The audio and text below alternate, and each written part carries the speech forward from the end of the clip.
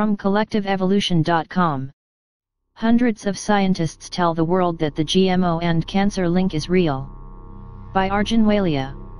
Anytime a peer-reviewed publication reveals something startling that could literally shut down an entire industry, it seems to be retracted. This is a big problem, and perhaps the biggest when it comes to medical science, with multiple doctors, professors, and scientists coming forward in abundance to stress the fact that more than half of all the published research out there could be false. This is why we see so much independent peer-reviewed research completely contradict that which is put out by government health authorities. The medical profession is being bought by the pharmaceutical industry, not only in terms of the practice of medicine, but also in terms of teaching and research. The academic institutions of this country are allowing themselves to be the paid agents of the pharmaceutical industry. I think it's disgraceful. Arnold Seymour Relman, 1923 to 2014, Harvard professor of medicine and former editor-in-chief of the New England Medical Journal. Peer-reviewed science losing credibility as large amounts of research shown to be false is an article that provides more examples when it comes to the truth about peer-reviewed research. That doesn't mean it's not legit, obviously a lot of it is. It's no different with food science. Big food corporations have been putting out information that completely contradict a lot of other science that's been published. Here's a great quote from the CDC Spider, CDC scientists preserving integrity, diligence, and ethics in research. More than a dozen scientists came together a couple of years ago emphasizing the manipulation in the industry, although you probably never heard about it. It's a problem in all areas of science. We are a group of scientists at CDC that are very concerned about the current state of ethics at our agency. It appears that our mission is being influenced and shaped by outside parties and rogue interests. It seems that our mission and congressional intent for our agency is being circumvented by some of our leaders. What concerns us most is that it is becoming the norm and not the rare exception. Some senior management officials at CDC are clearly aware and even condone these behaviors. Others see it and turn the other way. Some staff are intimidated and pressed to do things they know are not right. We have witnesses across the agency that witness this unacceptable behavior. It occurs at all levels and in all of our respective units. You can read the rest of the letter, linked below, addressed to Carmen S. Villar, the Chief of Staff of the CDC at the time. There are loads of examples: the approval of high fructose corn syrup, sugar, processed meats, and packaging that is full of hormone-disrupting chemicals. Artificial sweeteners being another. These, and more, are linked to a variety of diseases and surrounded in controversy for the simple reason that the science speaks for itself, and the science used by the big food corporations and their close relationship with government is precisely why they are so commonly used. We've been made to think that these things are okay, when in reality, a large portion of the academic, health and science community continue to do their best to emphasize that they're not.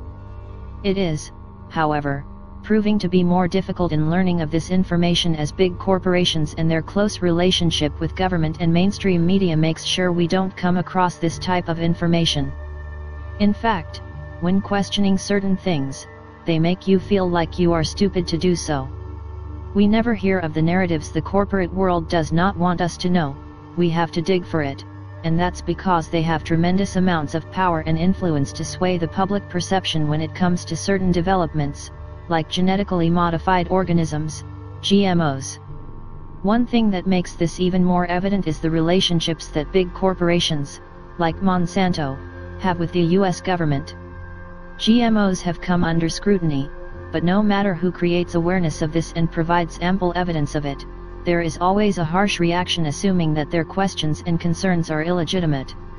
It's similar to vaccine safety, and all of the science that's emerged over the years showing cause for concern. The mainstream still makes those who question vaccine safety feel inferior and out of place for even asking questions.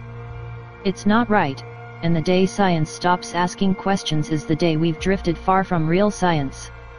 There are countless examples of concerns raised with genetically modified organisms, and why they should not be deemed completely safe for human consumption. The common narrative is that the overall scientific consensus/majority agree that GMOs are safe, but this simply isn't true. There are hundreds of scientists sharing their concerns, and it just seems as though all we see are GMO safety campaigns and efforts constantly sharing the idea and overall consensus that they are safe, but that doesn't seem to be true. If they were safe, there wouldn't be so many concerns.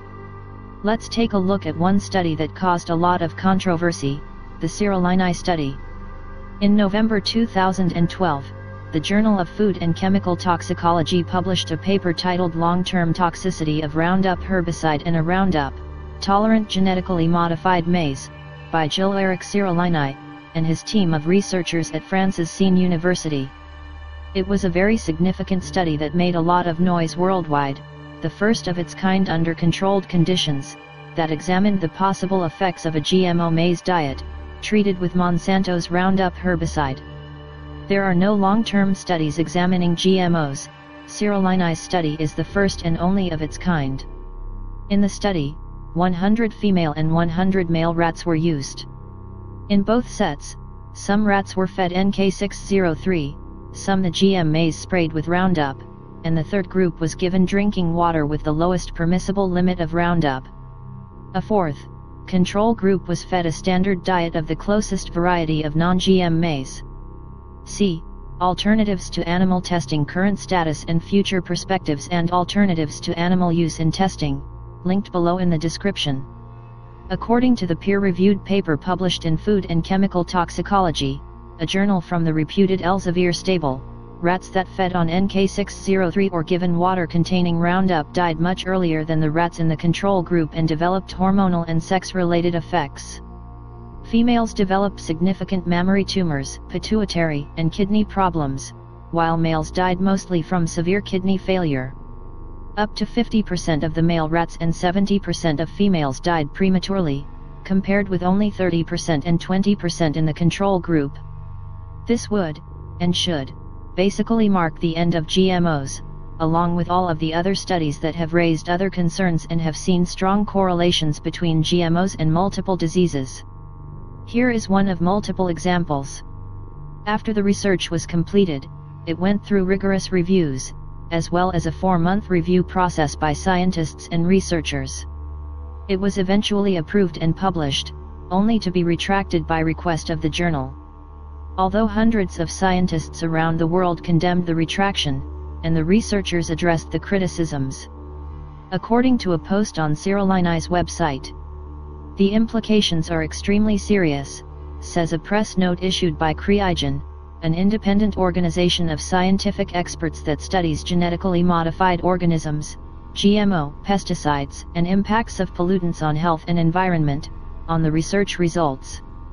They demonstrate the toxicity, both of a GMO with the most widely spread transgenic character and of the most widely used herbicide, even when ingested at extremely low levels, corresponding to those found in surface or tap water.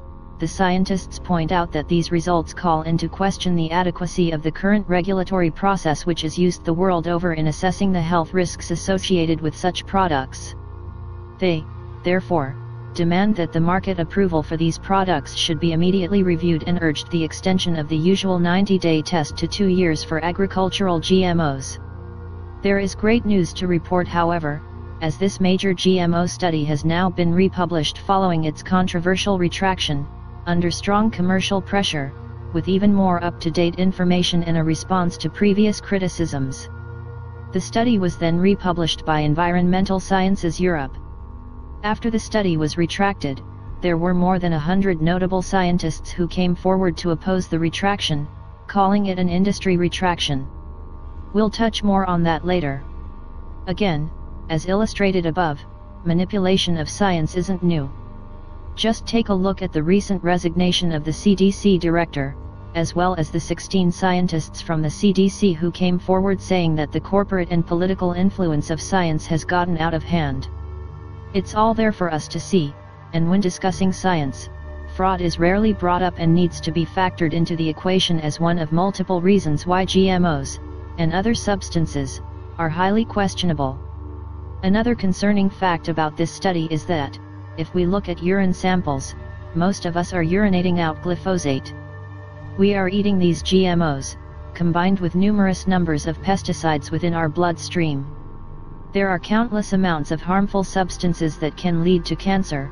This could be one of many factors in that equation, and to help explain why cancer rates keep rising.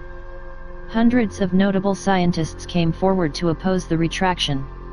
Despite the fact that the news of the retraction and slandering of the study hit almost every single mainstream media news outlet, shaping the mass perception of it, a number of scientists, who I believe are in the majority, have supported Seralini's work. Professor Seralini was also honored with the 2015 Whistleblower Award by the Federation of German Scientists and the German section.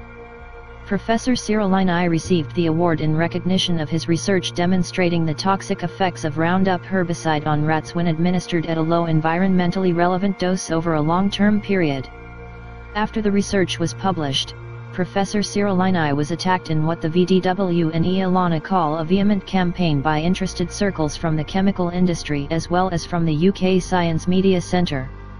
This smear campaign led to the retraction of his team's paper by the first journal that published it. But Professor Seralini and his team fought back, countering the scientific arguments raised against their research and republishing their paper in another journal. Again, many international scientists and experts have expressed support for Seralini's study and for open scientific debate based on the peer-reviewed publication system, but you won't see a debate, because there is no sound argument from the opposing side. A statement opposing the attacks, Science et Conscience, signed by 140 French scientists, was published in the newspaper Le Monde. Such attacks on scientists who highlight risks of GM plants are normal.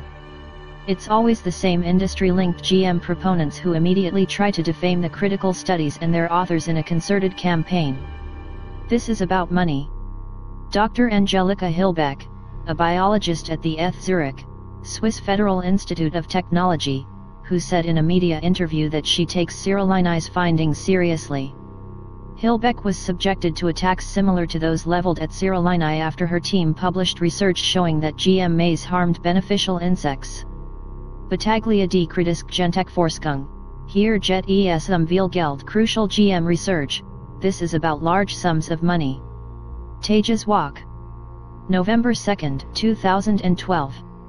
Hundreds of scientists and academics from around the world signed an open letter that supports Seralini's research and sheds light on the way in which the GM approval process is rigged, which is backed up by the suppression of independent scientists working in the public interest.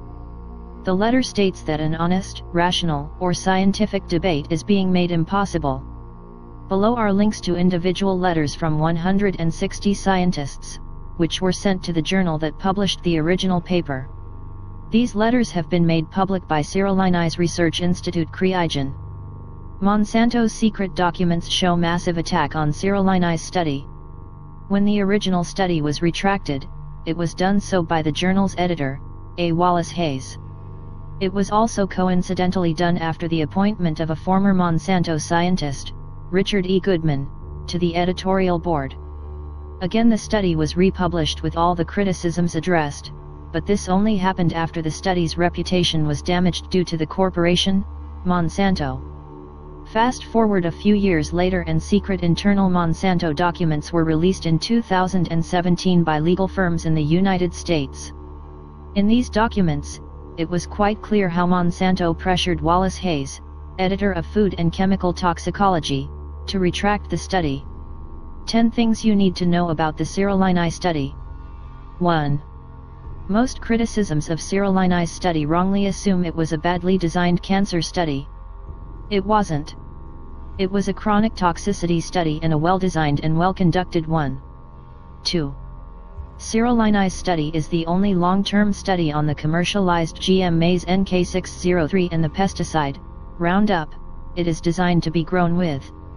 See here, why is this study important? 3. Seralini used the same strain of rat, Sprague-Dawley, SD, that Monsanto used in its 90-day studies on GM foods and its long-term studies on glyphosate, the chemical ingredient of Roundup, conducted for regulatory approval. 4. The SD rat is about as prone to tumors as humans are. As with humans, the SD rat's tendency of cancer increases with age. 5. Compared with industry tests on GM foods, Seralini's study analyzed the same number of rats but over a longer period, 2 years instead of 90 days, measured more effects more often, and was uniquely able to distinguish the effects of the GM food from the pesticide it is grown with. 6. If we argue that Seralini's study does not prove that the GM food tested is dangerous, then we must also accept that industry studies on GM foods cannot prove they are safe. 7. Seralini's study showed that 90-day tests commonly done on GM foods are not long enough to see long-term effects like cancer, organ damage, and premature death. The first tumors only appeared 4 to 7 months into the study. 8. Seralini's study showed that industry and regulators are wrong to dismiss toxic effects seen in 90-day studies on GM foods as not biologically meaningful. Signs of toxicity found in Monsanto's 90-day studies were found to develop into organ damage, cancer, and premature death in Seralini's 2-year study. 9. Long-term tests on GM foods are not required by regulators anywhere in the world. 10. GM foods have been found to have toxic effects on laboratory and farm animals in a number of studies. Concluding comments and book recommendation. Ask yourself, why are dozens upon dozens of countries across the world completely banning the import or growth of genetically modified foods in their countries? Several of them have already cited numerous environmental and human health concerns, and others have simply stated that they'd like to do more research. Again, the corporate and political influence is huge. What we have here is fraud, not science, and clearly, the majority, as mainstream media would have you believe, and have most academics believe, are not pro-GMO. Another great example regarding the politicization of this issue comes from WikiLeaks documents, showing that the United States was threatening other countries to accept them. Read more about it from the WikiLeaks files, The World According to U.S. Empire.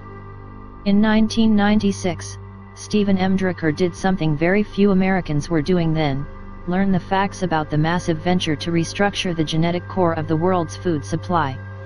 The problem of unawareness still exists today, but it's getting much better thanks to activists like Druker.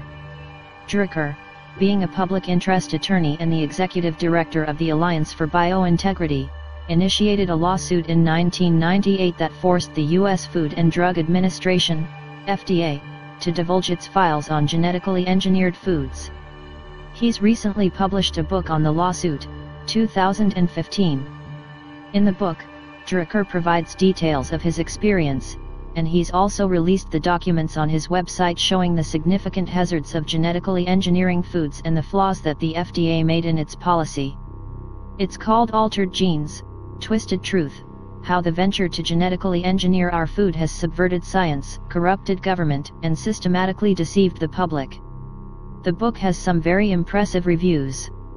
For example, David Schubert, Ph.D., molecular biologist, and head of cellular neurobiology at the Salk Institute for Biological Studies, said that this incisive and insightful book is truly outstanding.